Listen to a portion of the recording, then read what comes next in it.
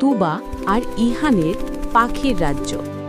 তুবা আর ইহানের সকাল শুরু হয় পাখির কিচিরমিচির শব্দে। তাদের ছোট্ট বারান্দাটা যেন একটা পাখির রাজ্য।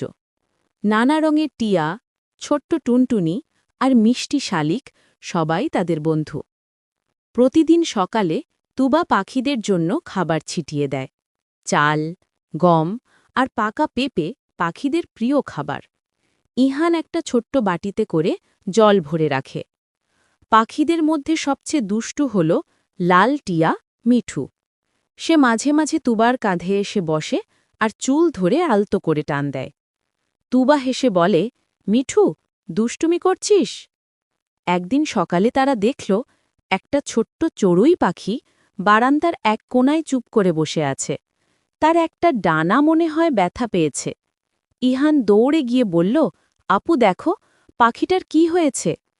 তুবা খুব সাবধানে পাখিটাকে হাতে তুলে নিল। সে দেখল পাখিটার ডানায় একটুখানি কেটে গেছে। তুবা বলল, ভয় পেও না ছোট্ট বন্ধু, আমরা তোমার যত্ন নেব। তারা পাখিটার ডানায় আলতো করে ওষুধ লাগিয়ে দিল। একটা ছোট্ট বাক্সে নরম কাপড় দিয়ে তার জন্য একটা আরামের বিছানা তৈরি করে দিল। প্রতিদিন তুবা আর ইহান পাখিটার যত্ন নিত। তাকে সময়মতো খাবার আর জল দিত। অন্য পাখিরাও যেন তাদের নতুন বন্ধুকে সাহস দিতে কিচিরমিচির করে গান গাইত।